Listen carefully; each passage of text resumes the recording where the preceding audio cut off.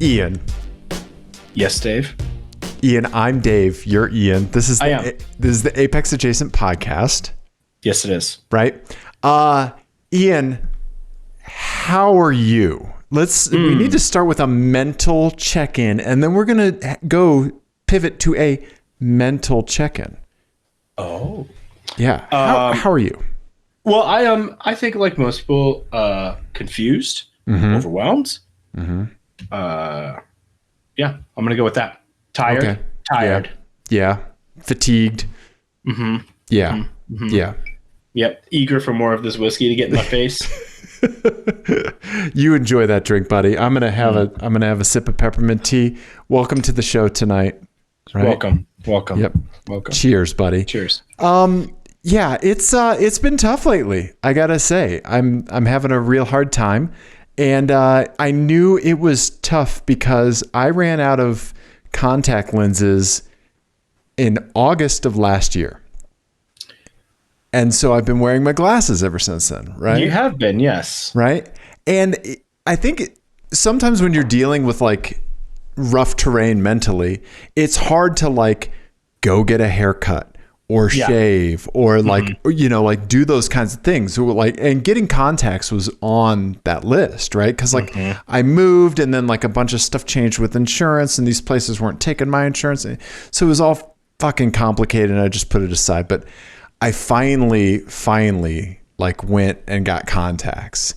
And like when you're in a state where like just going to the eye doctor is a fucking win. Like, right? Yeah. Yeah. When was the last time you looked, what was the last car centric search you did on Craigslist as kind of a mental health check-in? What have you last looked at on Craigslist? Give us your browsing history just with Craigslist, please. We don't need everything else. Yeah. I think it was like manual and then before 1990. Okay.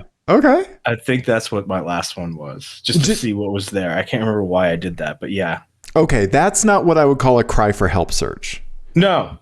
That was I'm feeling good about things. Let's do it. Yeah. Okay. Yeah.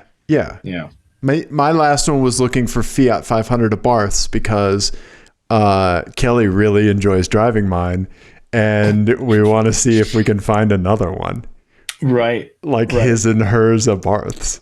I mean, that's adorable because you could put them front to back in the garage. In the same space. Need a second garage space, another garage space. Or she could just drive yours.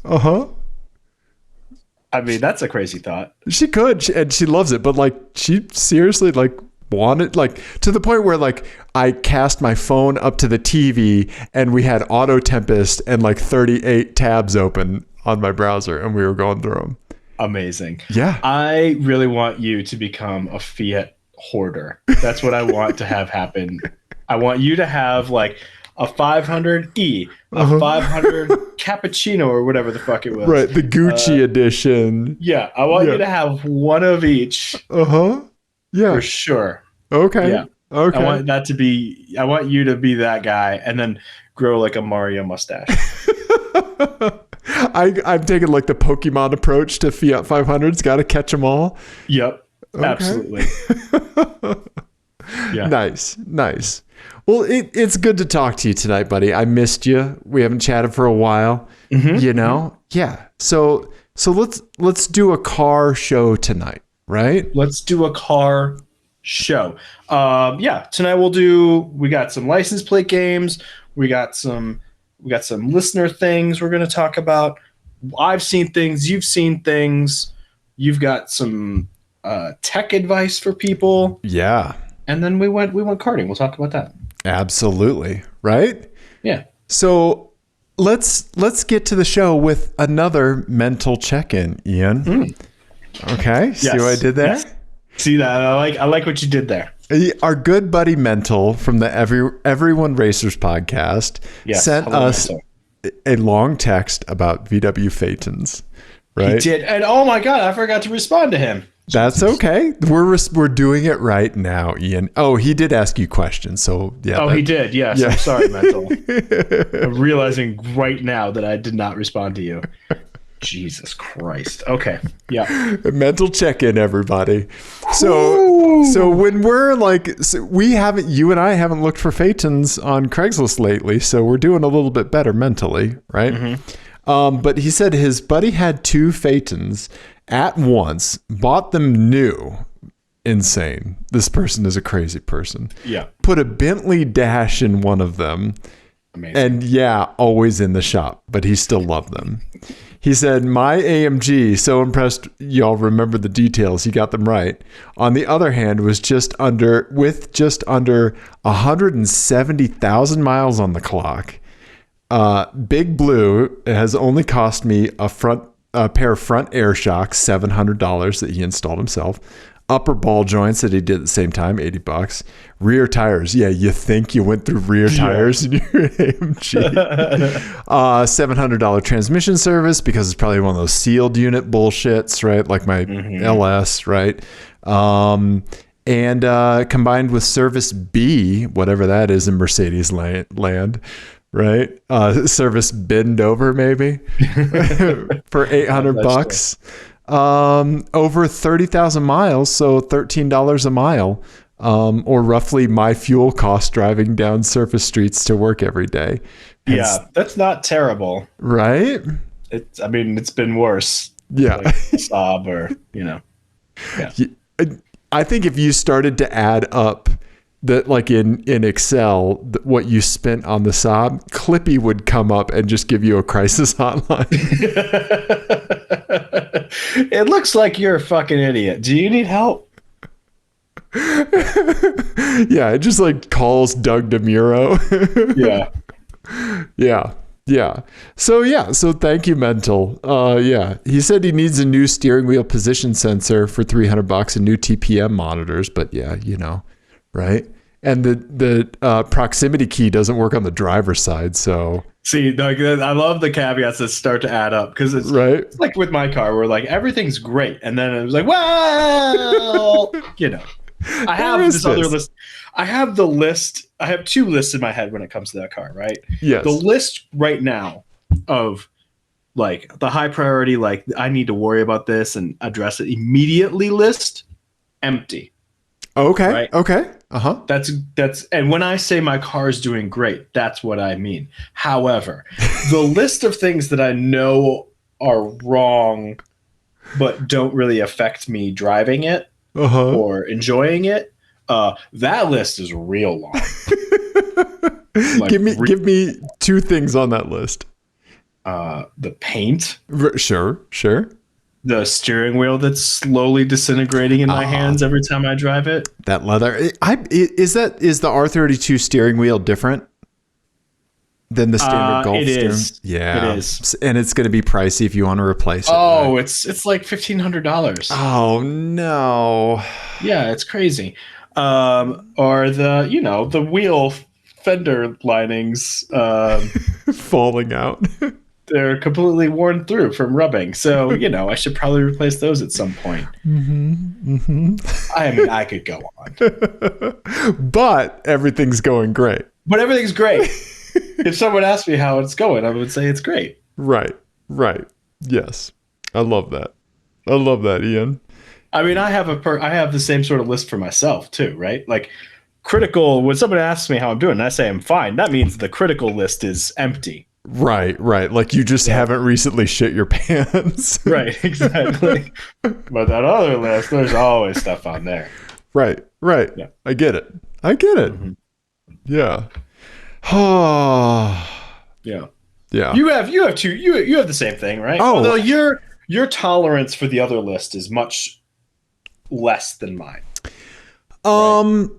Your threshold for moving stuff to the other to the critical list, I think, is shorter than mine is. I think that like I get a bee in my bonnet, right? Like, yeah, like there was a Simpsons episode way back in the day where like Marge was like, what's this mole? And like, she just like keeps picking at it. Right. And like, so like, I'm like that, like a thing that is on that like not important list will suddenly be that like itch that I can't stop scratching. And yeah. Right. And I think there's something to be said because there are a lot of people who they have one list in cars and life, right? There's one list and it's marked critical. Right. And there's something to be said for that, because I let a lot of things slide that I probably shouldn't in life and in cars, right? But I just if it's not on the critical list, it's not on the critical list. I don't make the rules. Right. You do make the rules. I do make the rules. That's fine. Oh, I don't make the rules for the things that I make the rules for. Yeah. Yeah. Anyway, I do just want to pause real quick and give a shout out to our buddy that watches us on YouTube, Conspicuous Traverser. Yes. Thank you very much for letting us know that you're watching the show, and your comments mean a lot to us. So thank you very much. Yeah. And I just love because I love a YouTube comment or a citizen of the internet with a shtick, and they stick to it. They stick to a bit, and he says or she says, "I'm here." Every episode. I love it. Yep. And so are we, and we appreciate it. Yes. So thank you, Conspicuous Traverser. Salute. Yep. There you go. My bad salute. I'll never forget like how floored you were. I just like because if you're of all people who would care about a salute, I would not put you on that list. No, I don't. Right? I don't. But your salute combined with your proportions made you just look like a British children's cartoon character saluting. Like I don't know what it was, like a children's TV show character saluting. And it just cracked me up. I don't know why. I love it. Blanket fort memories that we'll always hang on to, right? Oh, that's one of my favorites. The first time I saw you try to salute. Oh, that's fantastic. Yeah. Do you miss yelling a lot? Because we used to yell a lot in the blanket fort. We used to keep Ricolas on hand. Yeah. I think yelling and face touching are my two favorite things that I miss the most, honestly. Me too. I miss those. Yeah. Anyway. Hey, Dave. Yes, Ian. Dave. Yes, Ian. I put together a license plate game for you. Oh, buddy. The license plate game is a game that we play on the show. Ian's going to give me cars with license plates blanked out, and I get to guess and match them up. So let me share my browser. Yeah, this is our game we stole from Highlights Magazine. Match the things. Hopefully you haven't seen any of these. Okay, all right. We'll see. We'll see. I'll be honest. I'll tell you. License plates again, PDF. Oh, wow. Right. I'm seeing, I don't know if the people are seeing this, but I'm seeing myself. You are? When you presented. Oh, boy. Yeah. Okay. Here, a window. Let's do that. Oh, here we go. That's the thing. I screwed up the share, everybody. There we go. Okay. All right. Okay. All right. So just you go ahead, take a quick gander peek. Oh, wow. Little James gander peek. We have a BMW X1 up at the top. See, this is why you're the co-host. This is why we're doing a podcast together, James Van Peek. Have I never said that before? BMW X1 with some ski racks and stuff on it.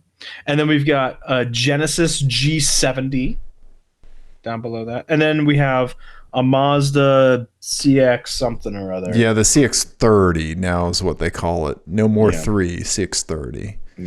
Right? CX-30. I think it's a different car altogether. Is it? Okay. Got it. And then you want to read the text? Yeah, I do, because this is really interesting. So the first option is not the one, NOTTHE number 1. The next is Cybertruck CYBR-TRC. Then lastly, we have Lucifer 1, LUCFER 1. Correct. Wow, Ian. I'm gonna. I took 2 of these. Okay. And the third one, I'm gonna shout out Jackie, who's my sister-in-law, she sent this to me She's the one who had the van that we made the Wes Anderson video out of, who was in that with her boyfriend Jeff. Have they sold the van yet?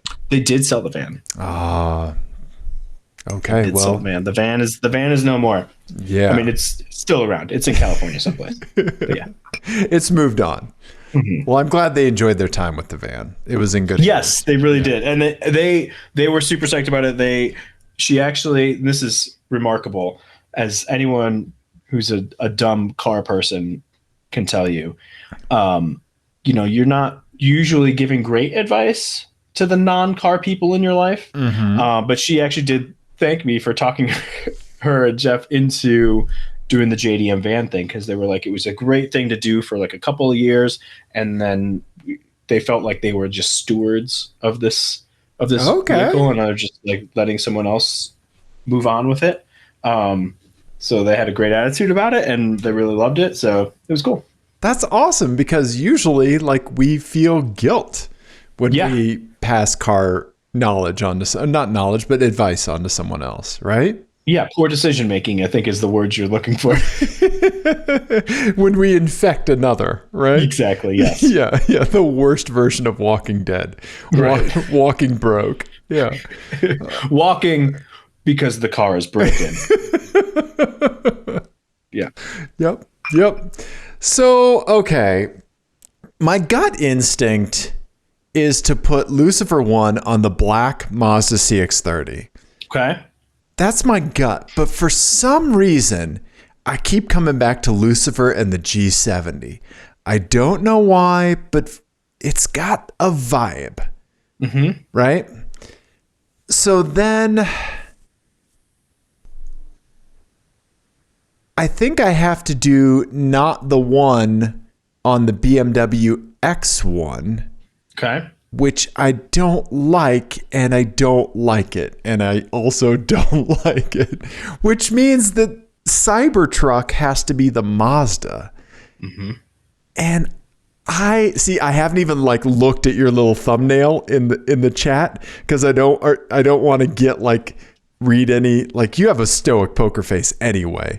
I haven't said anything. I know, but I didn't want to even see if you had a tell when I was trying to guess these. So, yeah, I think that's what I'm going to go with. Okay. All right. Yeah. Would you like to change your answer? I know you're always supposed to say yes.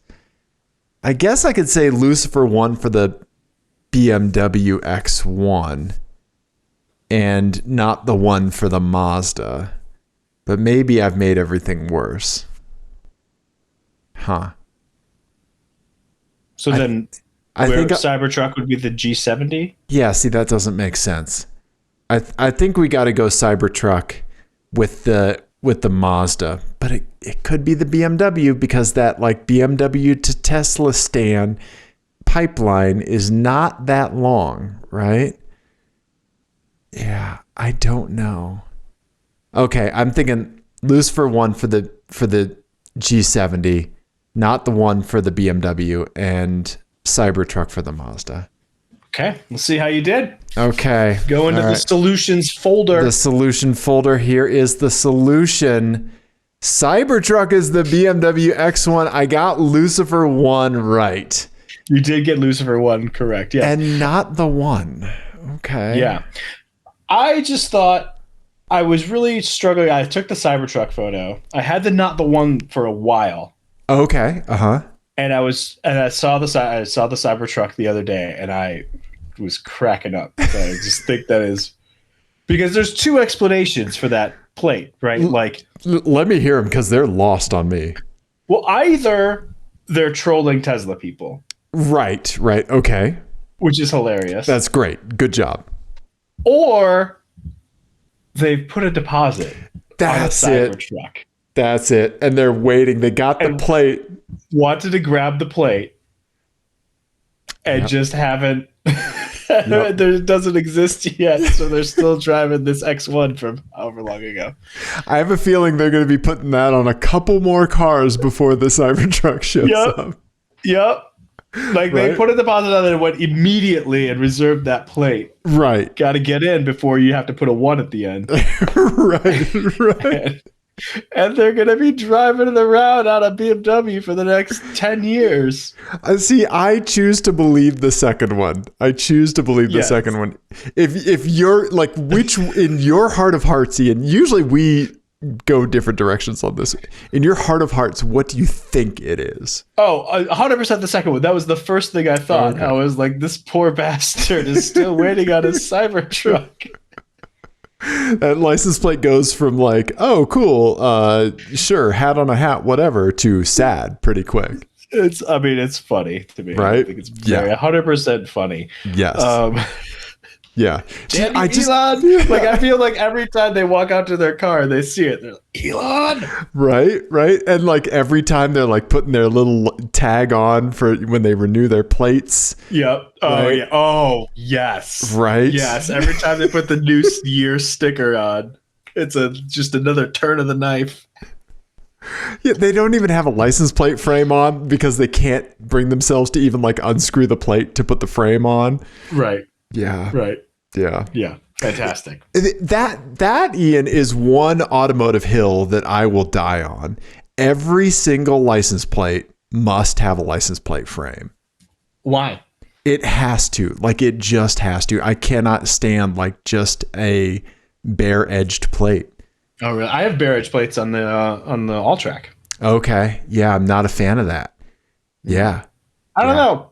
I feel like people want you to make a statement with it, and I don't want to. I just have black rimmed ones. They don't say anything, right? But yeah, for some reason, and this is just a Dave thing. For some reason, do you feel the same way about the European plates? I don't know. I think the license plate frame thing is a pretty American. I think you're right. Yeah, thing with that shape, right? Our shape, but like the long thin ones. Do you? Have the same thing? I don't know. I'd need to see how it would look on there. Like if it, like a thin black bezel around it would look good, or it's an aesthetic thing for me for sure. Yeah. The more you know. Now you just learned a new thing about Dave. Yeah. Yeah. Now you can prank me by sending over like a singing telegram clown to take off my license plate frames. Yeah. No, I'm gonna get a clear one. Then my head just dents in. Yeah, but I thought maybe you might when I got the Lucifer one, I was like, okay, that's the third one, because I was like, oh, maybe right you would fixate on the one. Yep. Because there's 2 1 options for the X1, because that's definitely what I would have done too. Yep. But yeah, and the X is neither of them. Yeah. Cybertruck. That is a vanity plate that says so much. Yeah. Right. Like I put that up there with like man truck as far as like what it says. Right? Oh, this person has stonks. Yes. Right. Yeah. Yeah. Right. There's so much to read into. Right. I mean, there's a very particular type of person who puts a deposit on a Cybertruck and then immediately grabs the license plate. Right. Yeah. So great. If there are a few other like cars like this in existence today that are rocking Cybertruck plates, like, yes, because this person can't be the only one. If the internet has shown us anything, if you do a thing, someone else has probably already done the thing and like turned it into a gross fetish as well. Right. So someone also has a Cybertruck license plate and someone else has had sex with that license plate. Yes. It's a rule of the internet, Ian. It's true. It's like rule 39 or something, right? 36. I don't know. Someone's going to tell me this we're wrong. It's 34. Well, it's someone telling you you're wrong is another rule of the internet. So there you go. 34. Yeah, it's the rule 34. Fantastic. Yes. Yeah. Thank you for the license plate game. Like getting the 2 1s and an X1. See, that's why it pays to like keep the hopper, right? Yeah. You never know when that third plate's going to come in. Mm-hmm. Right. Yep. Yeah. Jackie sent this one today and I was like, that's it. Yep. Got it. We're done. Nice. Yeah. Thank you, Jackie, for sending that in. Yes. Okay. So what else besides license plates? What else have you seen out there, buddy? I've seen things. So if you go to the current show folder, go to a continuing series that we have. Yes. So there's kind of a game that I like to play with myself. Oh. No, there's a game that I like to play when I'm walking around car spotting, right? And it's when you see in particular, an old, large German sedan, right? And the game is lowered or broken suspension. And this is a classic of the genre that we saw up in Evergreen the other week. It is an A8. Okay. Be able to drag it on over. There it is. Oh, yeah. It's an A8 with a V8. And it has either been slammed or the suspension is very broken. And I don't honestly know which one it is. Yeah, it's tough, right? Like, because I think like when it gets to like some of these German sedans, it's hard to tell. Like, I think like whenever I see an S class, I just think it's broken air suspension. Right. Or if you see like, say, a Lincoln, right? But like Audis, like older BMWs, right? The second and third owners of those people, of those cars, definitely are more prone to lowering, I think. Yes. And this type of lowering in particular, where you're like tucking the wheels into the wheel well and that sort of thing.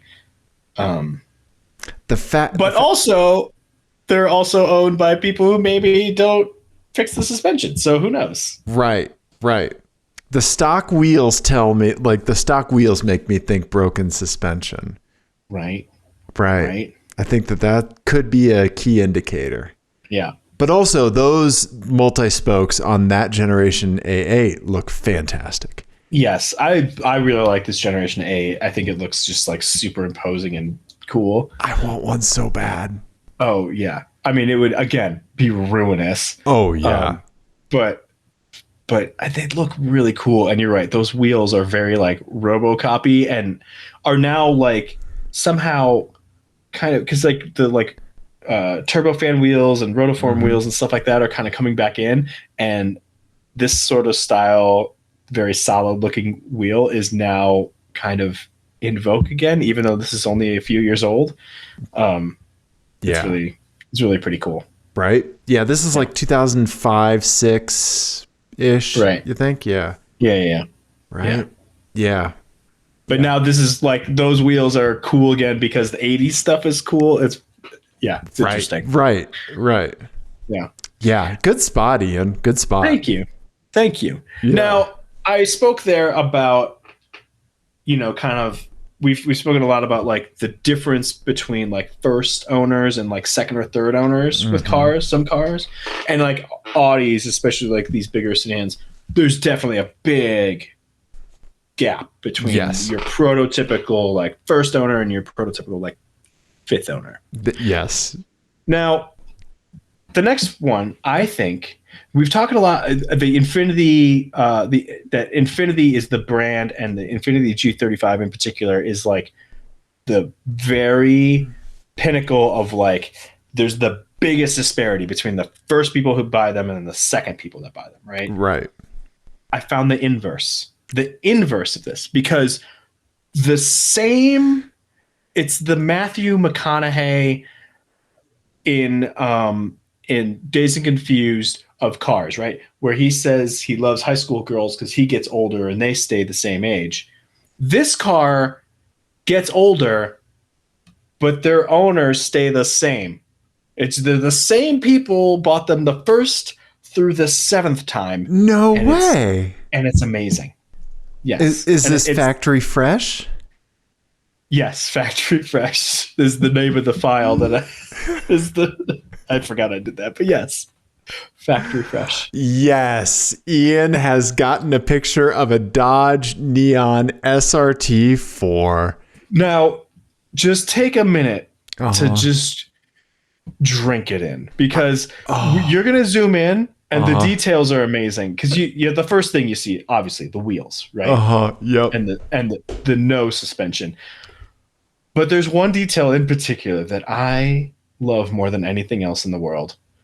Okay, let me see if I can find it. I'm realizing now that my picture is out of focus for this particular detail, but that license plate that you see there is a temporary tag that is so old. It has started to disintegrate and rot. We're starting to see some of these COVID era temp tags that like people have they just haven't been pulled over yet. And now they're starting to decay. I'm telling you, this was less of a temp tag and more of a doily situation on the back of the car. And it was just, mwah. And I didn't get a picture of the driver. Okay. But I promise all of you that you know exactly who this person is. Yes. You can picture him. And I don't know. I feel like these cars, they were bought by that person. Mm-hmm.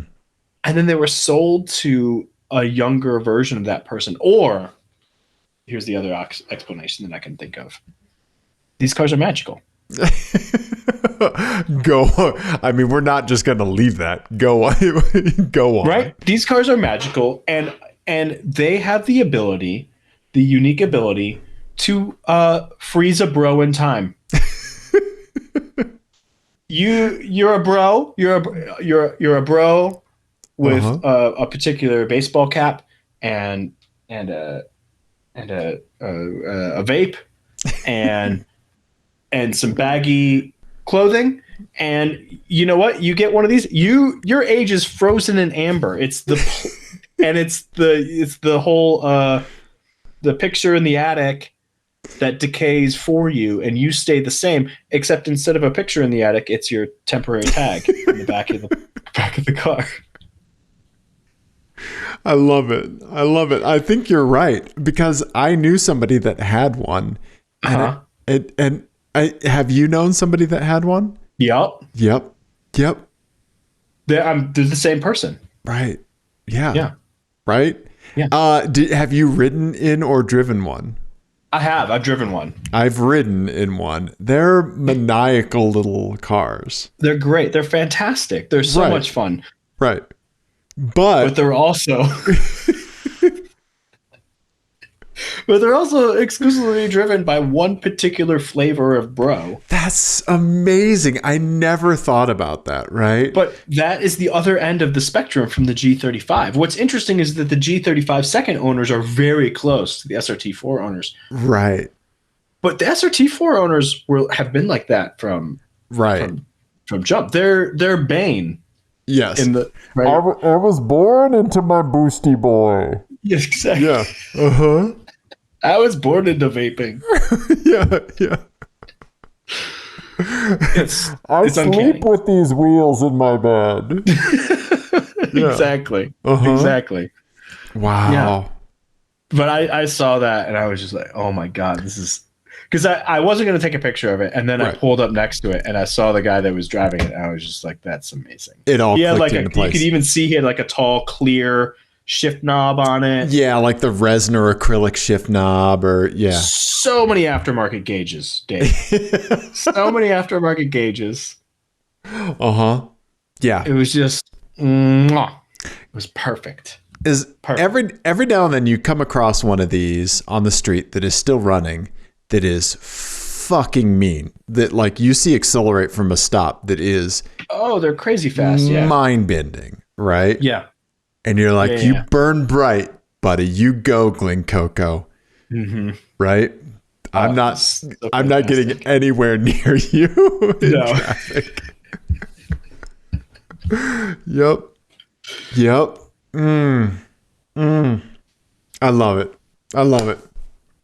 And you're spot on, man. Podcast listeners, if you're not watching on the YouTube, you're not missing a damn thing because you know exactly everything that we're referencing here is exactly as you're picturing it.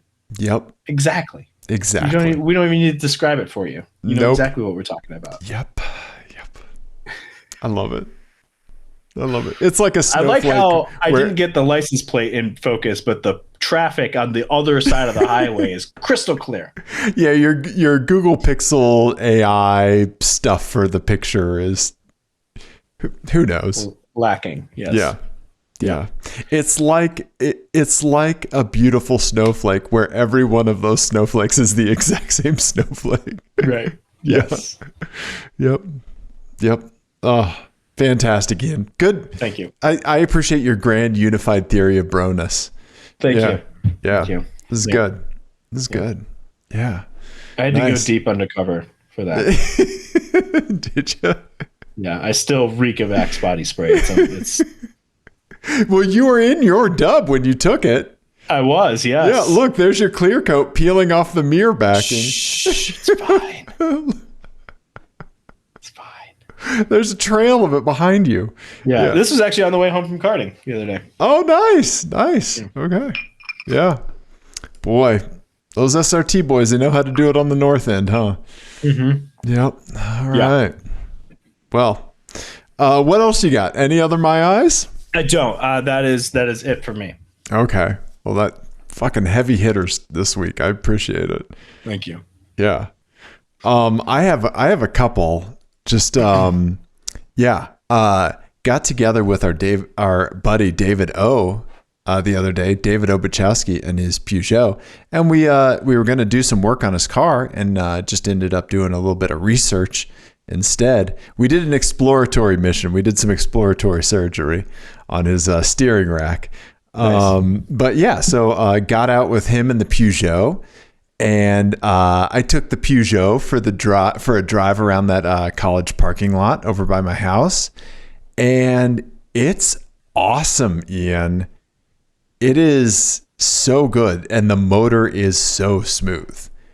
That's amazing. It's great, and the interior on that car is so fantastic. It's in such great shape.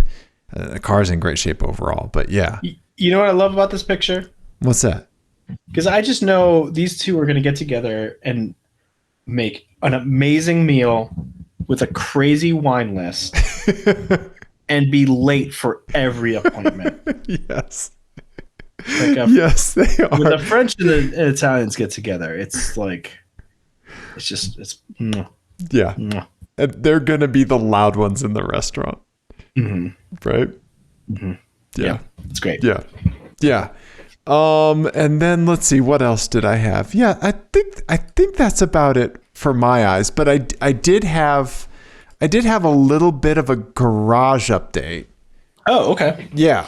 But you know what? Speaking of the Abarth, let me grab my phone real quick, because our buddy Sam sent an email with some accurate information on like my collected memories of his Ebarth, of his 500E. This is from the other week. You went and met up with Sam and got to drive the 500E, which he rebranded the Ebarth, which is fantastic. Yes. So he said it has no mods. He would like it to sit a tad lower, but he says he already has to do gymnastics pulling it out of the driveway so it doesn't rub. Oh, right. Yeah. Perla Blanca is the official Fiat color name. And it only has 21,000 miles. Oh, wow. That's right. Cool. Yeah. So get this. The tire size is staggered front to back, although the wheels themselves are the same size. Hence, the fronts are going to need to be replaced in the next year, while the rears look new and they can't rotate it. He can't rotate them. What? Why? Yeah, so I don't know. That must be like for a rolling resistance thing or something. That's all I can think of, right? Yeah. So which are bigger? I think the rear is bigger. The rears are bigger. That's really interesting. Right? I wonder if that's because of the weight of the battery or something. Yeah, I don't know. That's really interesting. Right? Huh. Yeah. Weird. But yeah, he says if he could swing it, he would love to own an Abarth as well. But he said he and his wife are kind of swearing off any more petrol cars. He has a Volvo that's grandfathered in. Yeah. So thank you, Sam. Fantastic. right? Well, Sam, if I could give you one piece of advice, it's that you should lower your car and then think about practicalities later. It's worked out great for me. His electric range just drops to 7. Right. I've had no adverse effects from lowering my car too much and then not thinking about it. Ian, if you don't have an oil pan, the ground's the limit. That's true. That's true. Right? What's going to happen? More sparks? Sparks are good. It's an electric car. That's science. Nice. Dave, I see that I've heard a rumor that you've been teching again. What does that mean? So speaking of like Dave's picking at a scab. Oh yeah. For the Fiat, so I've prepared a demo. If you'd like to see a tech demo, would you like to see a tech demo? I would love to see a live demo that will certainly not go wrong. Exactly, right? Now you're in your career, you do tech demos. Yes, I embarrass myself by blowing up live demos frequently. Yes. So I was sitting at Costco putting in my order for glasses, right? And I look over and, like Costco's optical area is near the electronics area because they want you to sit there and put your order in and look at like all the stuff impulse buy, right? Right. And I see an Android tablet over there, like a 7-inch Android Galaxy. There's a Galaxy Tab A7 Lite. Okay. Okay. Yeah. For $130, right? Yeah. And me being who I am, I'm like, well, Costco has a good return policy, right? You got like 90 days for electronics to try it out, right? If I don't like it, I'll take it back. So I started concocting an idea that this tablet, this little 7-inch tablet that I now show you, right, is going to be my media system for the Fiat 500 Abarth. Oh, okay. Right? Yeah. So while I'm waiting for the glasses order and after the order's in, I'm standing at Costco, like doing some Googling, right? I find that you can take an Android tablet and you can plug in a dongle into that Android tablet with an, what's it called? An OTG cable, right? Where it like splits the USB out. Oh, yeah. Right? So you can plug a USB device into your tablet or phone, right? And you can put a dongle in there and it basically turns the tablet into an Apple CarPlay or an Android Auto display. Right. Yeah, I've seen people do this before. Yeah. Ian, I found this out and I was like, I'm going to do that. I'm going to do that thing. That's awesome. And so I've thought about doing this with my car. Okay. Well, Ian, I've given you a POC, a proof of concept. I love it. Okay, here. I'm gonna take my camera down. Okay. And point it down here so you can see, right? Just right at the crotch. Just get plenty of this area here. Okay. Yep. Okay. All right. So here's my little tablet, right? Okay. Of course, the wallpaper is an Abarth, right? Uh-huh. Okay. So you have a very sketchy APK that you need to install. Right? Okay. That you download from a site where it has you type in an IP address. So that's fun. Right? Okay. Uh-huh. But basically, so this connects to the Abarth stereo system via Bluetooth. So I have one of those cheap Bluetooth adapters that you get. I'll put a picture up on the screen. Right? It just has a USB for power and an aux cable. And inside the Abarth's glove box is where that it has a USB port and an aux thing right there. Right. Yeah, I remember looking at that. Yeah. Yeah. So you have that Bluetooth connection, right? So already, like if you had data service or you had music on here, you could just play it that way. Mm-hmm. But if you want to go the extra mile and do the whole like CarPlay thing, right? Here's what you get. So you get this OTG cable. I also have an extension, so you don't have to have like this spider web hanging directly from the tablet on your dash. Right. So essentially what this cable does is it splits out power and data. So basically you can go... There it is here. Yeah. Right. You have a full-size USB port. Mm-hmm. And you can get like USB-C ones, USB micro ones, whatever your device takes for charging.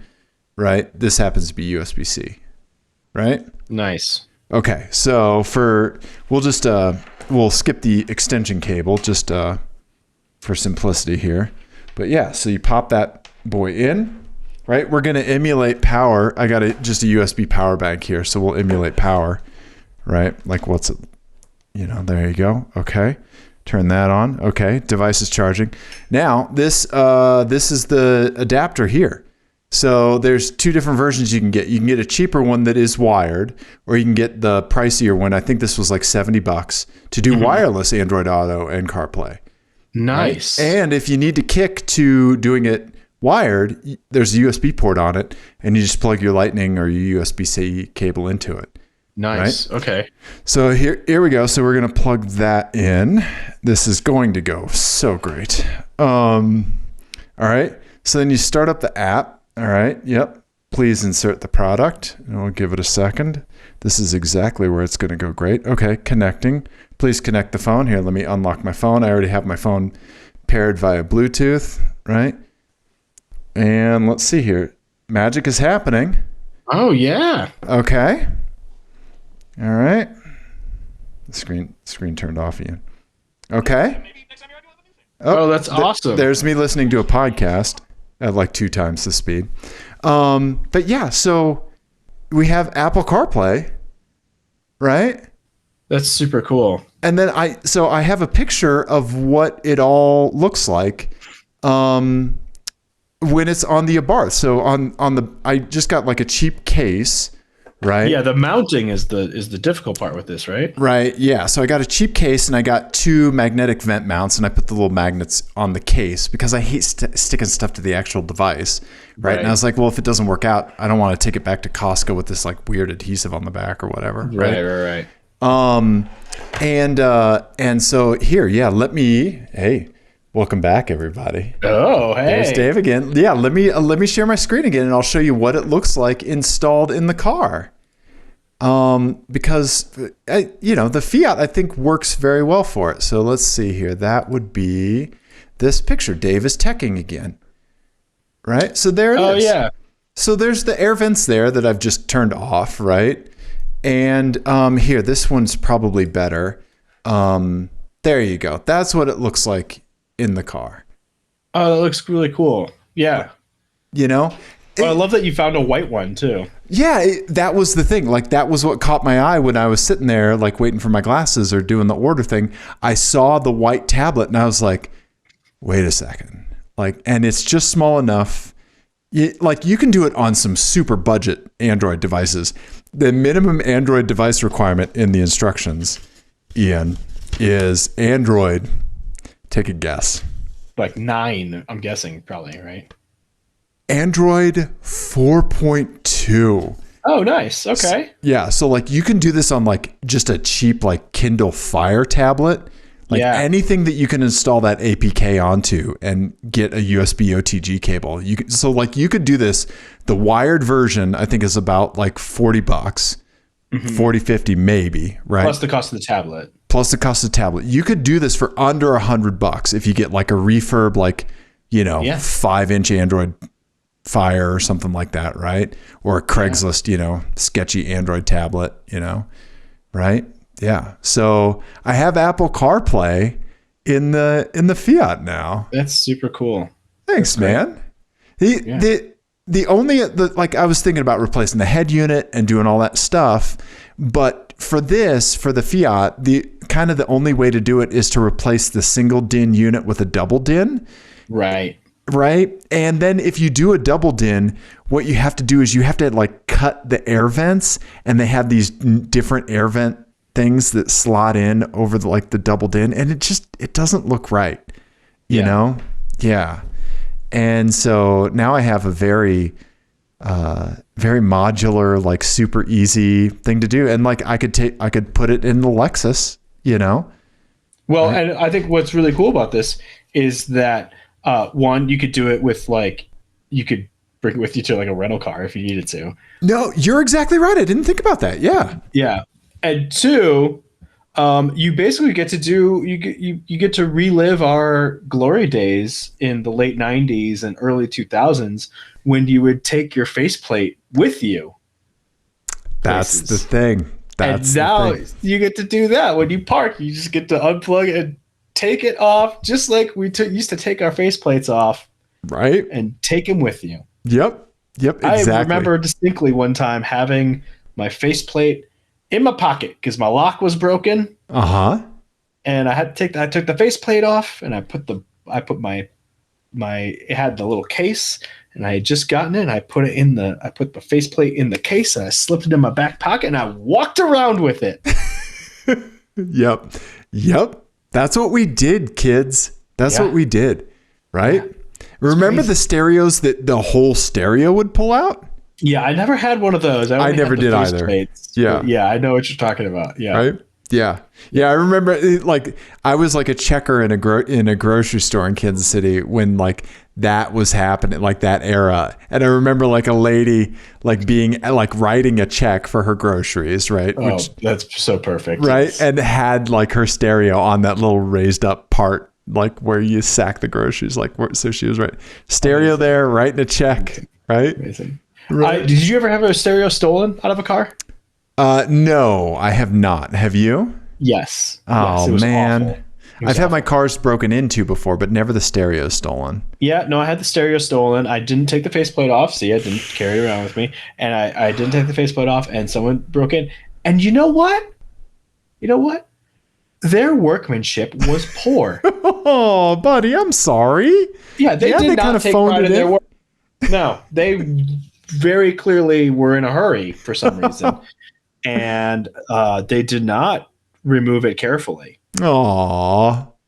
Oh. So that was unfortunate. It's not like there's any kind of plastic stuff around there that's easy to snap or anything. No, and at that point, the plastic was already like 15 years old, so it was already pretty bad. 15-year-old 80s plastics, it didn't go well. Yeah. But like putting an aftermarket head unit in a car was like such a critical thing to me. I'm sure it was to you. Like, well, yeah, and I mean, I was right at that age. Like, I caught it right at that point where like the head units were cheap. Like, because I think I paid like $50 for it. Oh, okay. Installed, I think. Like, installed at Best Buy, I think it was $50. But people were still stealing them. Like, it was right. Oh, okay. It was right at that perfect crossover of like they were starting to get super cheap, but people were still stealing them. Okay. And it was rough, right? Yeah. I came up through the era of like tape deck 2 CD players in cars, right? Mm-hmm. And definitely like high theft rates, right? Yeah. And like people getting the Case Logic CD cases stolen out of the cars, right? Yeah, all of that stuff. I've spent years curating that. The smell of those Case Logic cases, right? And the feel of that like felt, right? Yeah. Man. But yeah, that was such a critical thing. I remember finally getting an iPod and being like, all I need is an aux in for the rest of my life. Yep. Right. Yeah. And here I am with the Bluetooth thing on an aux in. Right? Well, I was going to ask you, so, we're going digital audio, probably streamed, Bluetooth or Wi-Fi. I'm not sure what. Bluetooth to the tablet. And some software of some unknown provenance. Yeah, mining Bitcoin. Exactly. To a USB cable to Bluetooth to auxiliary in. How is the sound quality? Fucking great, man. It's really good. Not like it's never raised a concern at all. Like it sounds exactly as if like you hook something up directly. Fantastic. Yeah. Right. Yeah. So there you go. Yeah. Dave. Well, that's really cool. I like that. Thanks, man. Dave done some teching. I appreciate the demo. Yeah, no problem. So last thing, let's chat really quick about our karting adventure. Yes, Ian. Yes. Yeah. We planned a karting day with you, me, and PETA. Yes. And We did some hashtag logistics. I came early with Nico. Yes, you They did. do kids karting on Sundays in the morning, and he got to do some karting and set his best ever time while he was there. Did great. And then Real Dave quick, I want to say watching Nico kart is the cutest thing in the world because his little arms are so stretched out to the steering wheel and his helmet is so big on his little stick body and his little feet are reaching so far to reach the pedals. It's the freaking cutest thing, man. It's pretty great. Yeah. They do whatever they can to get him to fit in the cart, and it is not enough. Yeah, it's great. Yeah. But yeah, he did awesome. He only crashed into a couple people. Okay. But it was crowded. And so then Dave and Peta came and we started karting right as soon as he was done. Here's the thing. We planned this, and this is going to be on me. This is going to be 100% on me because I knew what the day was. Because I was like, oh, I'm going to watch that later. It was the Daytona 500. And it didn't occur to me that one of the few motorsport places in Denver might have some sort of thing for the Daytona 500. With like local radio hosts. They had like a huge watch party there. It was so crowded. And so we had a lot of heats with a lot of randos. Uh-huh. We didn't have any of our normal kind of heats where it's like maybe like just us and like 2 or 3 folks, right? Yeah. Right. And so none of us were exactly setting the world on fire. Although Peta was super quick. He's very good. Yeah. But we were all kind of in the mid 30s sort of. Yeah. 30.235. Yeah. Somewhere in there. Right. So yeah, what did you think about our NASCAR brethren being among us? You know, it was interesting because it was not as bad as I thought it would be. Mm-hmm. I thought there would be a lot of rubbing his racing, a lot of attitude. Seemed like some people got in, got out. They obeyed blue flags. You know, things seemed to go relatively well with the crowd. Yes. I was pleasantly surprised. Yes, I will say that, being my judgmental self, I did enjoy how a lot of the NASCAR fans lived their stereotypes very, very hard. There was so many bootcut jeans. So many Bass Pro t-shirts. But I will say this about the NASCAR fans. They were there to have a good time, mm-hmm. and they had fun while they were karting, but they were not dickish, and they were kind of a pleasure if you're gonna be in a heat with a bunch of randos. Mm-hmm. And I feel like, being on a go-kart track is a pretty good insight into people's psyche, right? Because you get people who are aggressive, but still like they're going to follow the rules, mm-hmm. And then you get people who are just dicks, and we'll talk about that in a second. Yes, and then you get people who are just there to have a good time, and if they're fast, they're fast, and if they're not, they're not. But they're having a great time, and they're going to stay out of your way, or whatever. And that was most of the NASCAR fans. Yeah, they were really great, honestly, except for our last heat. Yeah, and I don't know if this person was a NASCAR fan or what.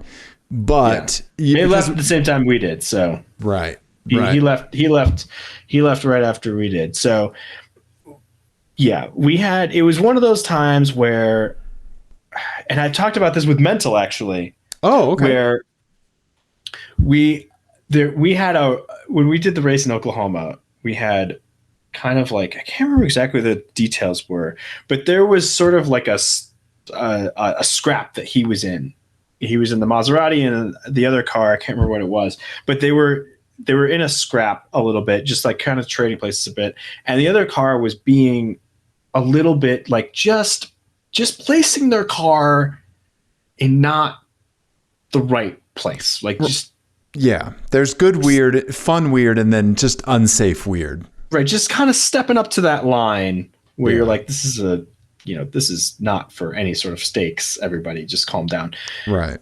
And it was raining really hard, and I remember you could see the attitude of the whole car with Mental behind the wheel shift at one point, where you could see him get fed up with it from outside the car, where he was just like, okay, this has been fun, but no.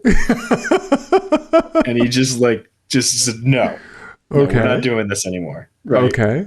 And you could see the moment that it happened. There was a shift in the way that the car was moving and was being placed. And it was just, you're just like, oh, no, he's done with this.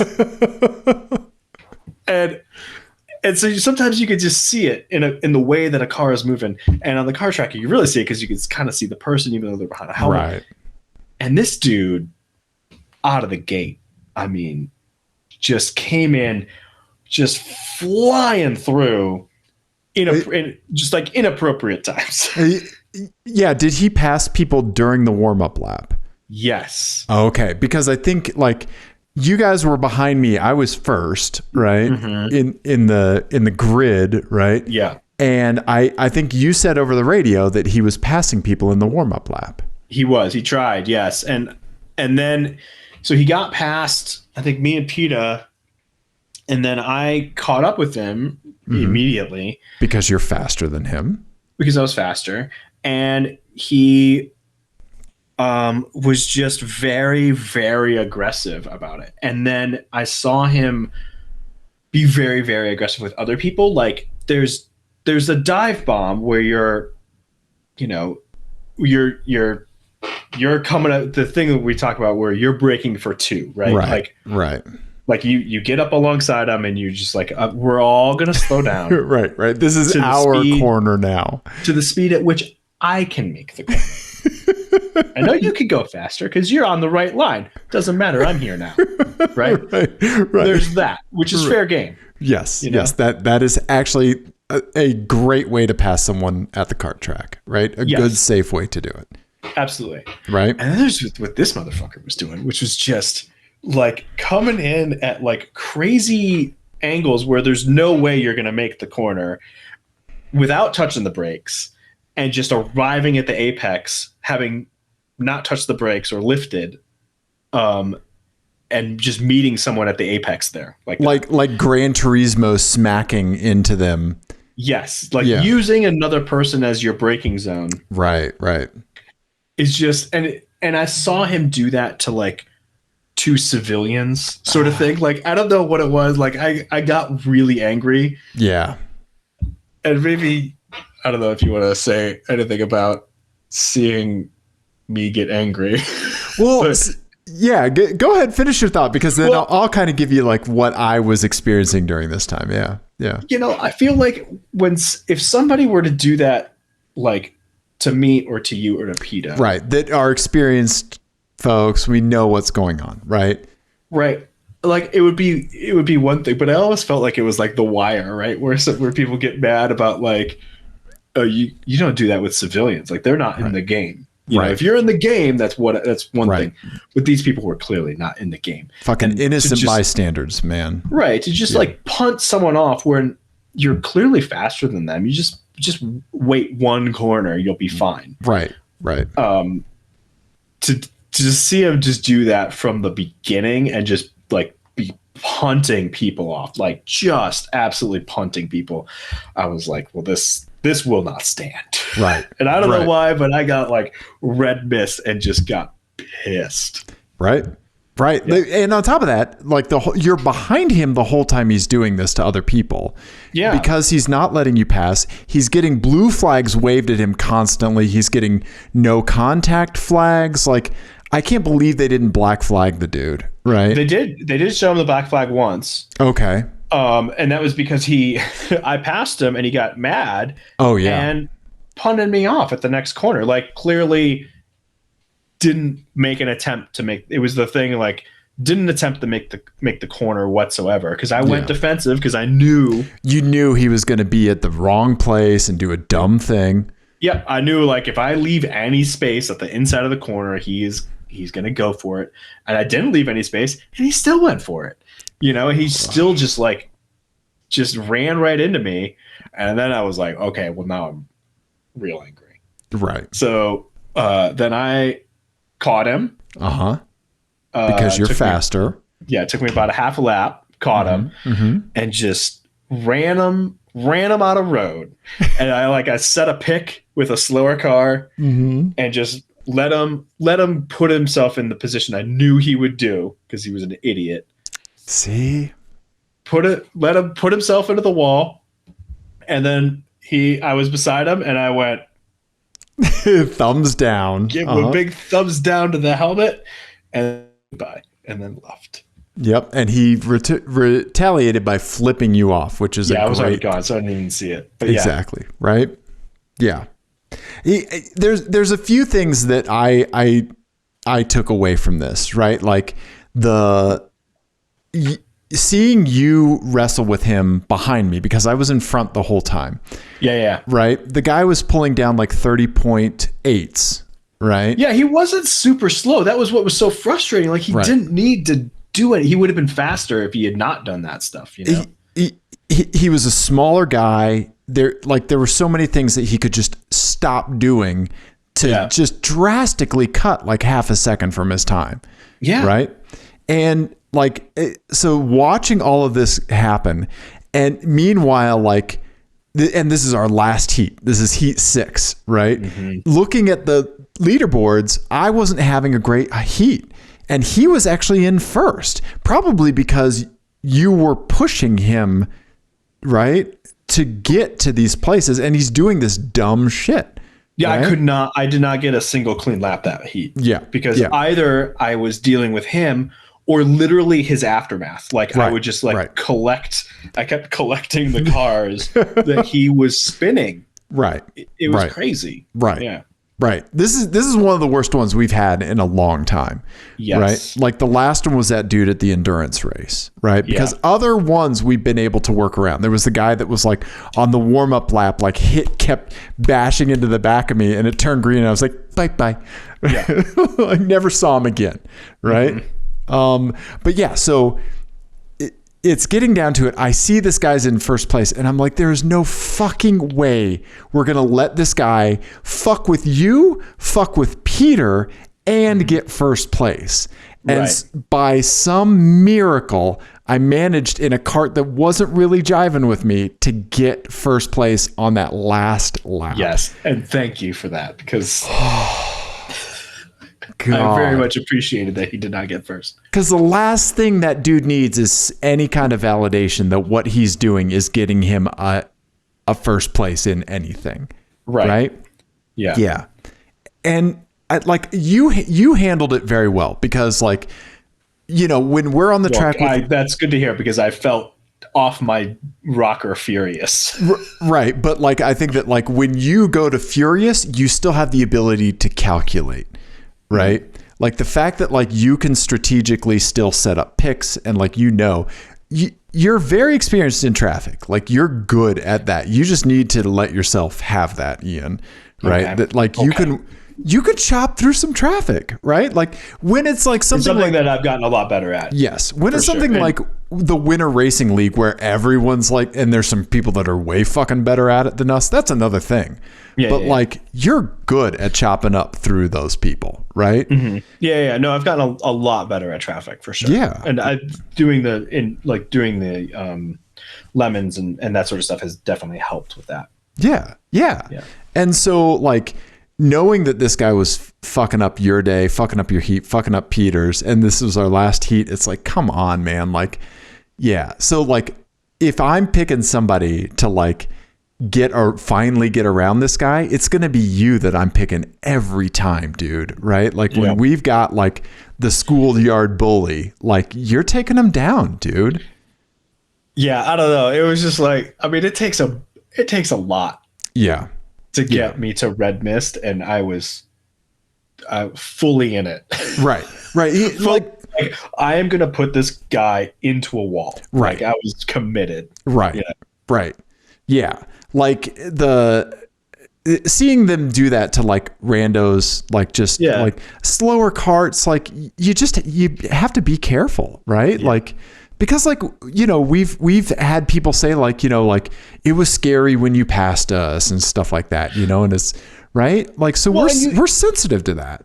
Well, and I've definitely hit slower cars on accident. I mean, I spun PETA on during that day on accident because he did something unexpected. And, and sometimes randos and slower cars definitely do things that are unexpected. You end up making contact. That is not what this was. Right. Again, you can just see it in the way the car is moving. Yeah. And when you're right behind it or it's happening right in front of you, like you have a really good vantage point to see who's at fault because you can see which way their head is turned. Yes. You can see their hand movements and the whole thing. Like it was really obvious. Like he was just being a dick. Right. You know? And chopping through traffic is tough, especially when you're faster and you're with slower people. Like it is a skill, but being a dick is just a choice. Right. Right. Exactly. Like it and the thing that like really that makes it all worse is that if he just let you pass, right? If he just let you pass, he would learn a better line and be faster. Yeah. Right? Yeah. The whole reason, like when someone catches up to you, you can't be like, oh, kick in the fucking turbos now. I'll suddenly drive way better. Just fucking let them go and just figure out, figure out why they caught up to you in the first place. Right. Yeah. Like the fact that like that kind of stuff is so simple and so obvious, but yet is something this person would never fucking do is one of those things that makes it extra infuriating. Mm-hmm. Right. Yeah. Yeah. Yeah. Honestly, the angriest I've been in a really, really, really long time. Right. Yeah. It comes out at the cart track sometimes. I was telling Kelly about it, man. She was getting spun up, man. Yeah. Oh. Yeah. So pissed. Yeah. Right. I get angry even just thinking about it. It's just like that. It was that first lap and it was at the hairpin down by the windows. Okay. Like by where you pull out, the first hairpin you get to. And I saw him just come across in front of me from behind me, come across from in front of me and run into two cars that were already at the apex. And I was like, well, how did you think that was going to go, man? There you go. Go. I have yelled that exact sentence at people on the track. Right. Like, what was the scenario you thought was going to happen? Right. Where you thought 3 carts were going to disappear. Right. Or that it's okay that you use them to slow down. Do you think you're a ghost? Do you think you're a ghost and you're going to go through everybody? Right. That's the only plausible explanation. Right. Yeah. It was insane. No, this is the kind of person that like online plays with like aimbots and stuff like that. Like this is the shitty person that ruins it for everyone else. Right. Oh, these other people on the track are my moving guardrails, correct? Right. And just we're not. Damage just turned off, so yeah, we're not NPCs. You fuck. Yeah, it was insane. Yeah. Well, we'll go karting again, right? Because even though with the party, right, with the big NASCAR Daytona party, we were able to stay out in that little area and we didn't feel, too sketched out as far as COVID goes. No, it was great. We had our helmet radios. We could do a little chit chat, Helmet radios remain the best investment ever. So thankful we unlocked that encryption key. Yeah. Right. Yeah. So, yeah. But hearing all of that happen to you while I was racing sucked. It sucked. It sucked so bad. Yeah. Me and Peter were so angry back there. I don't blame me. And listeners, there's times when like the helmet radio goes silent from Ian, and I know like he's either on his own and in the zone, or some real bad shit is happening, right? And I knew just from like looking behind me that some bad things were happening. So yeah. Fun times. Yeah. I know. But the best, like, do you think that like you would ever pull to the side and just like let that guy get like 3/4 of a lap and then just go about your day? I have done that before. And I would assume you catch them fairly quick. I have done that before. And I think he was fast enough. Honestly, I probably wouldn't have caught him that much until he crashed into someone. Right. I would have caught him. But in that situation, I was not thinking rationally. Like, I was so angry. Yeah. That I was like, I am going to catch this person. And I'm going to let them know that I caught them. Yes. Yes. That was where my head was at. And 100%, I would have had a way faster time had I done exactly what you talked about. Right. But at that point, it was not my concern. Like, I did not care about my lap time. I was like, I need this person to know that they suck. Right. Right. That you can get past them. And just that, I don't even care if they know that I'm better than them. It was that they suck. Particularly that message. We saw this person leave and get in the car, and they weren't driving. And I think it's probably because they have a fucking DUI or something, man. Like, I think there's a reason they're not allowed to operate a motor vehicle on the pavement. Yeah. So yeah, just irrationally angry. Anyway, I hope that gentleman learns some karting manners. Yes, some etiquette. I'm sure he's a perfectly nice person off the kart track. And that was I don't know. No, they're not. They're not. I can guarantee you they're not. Yeah. Well, Dave. Yeah. Did we do a car show? We did a car show. I think we did nothing but talk about cars beyond me getting glasses at Costco. You getting glasses at Costco in my lists. Yes. In my head. Yes, your mental lists. Yes. Yeah. Right? If people enjoyed this, what sort of things should they do? Subscribe to YouTube, please. Leave us a comment. Let us know that you're there. Subscribe to YouTube, any YouTube channel. Don't care. Doesn't have to be our YouTube channel. It just makes us happy. Subscribe to YouTube. Yeah, subscribe. It's so late. All my brain power was used up by my tech demo. Yeah, they're exhausting. Yep. Yeah. Tell a friend. Yep. We love you. Goodbye.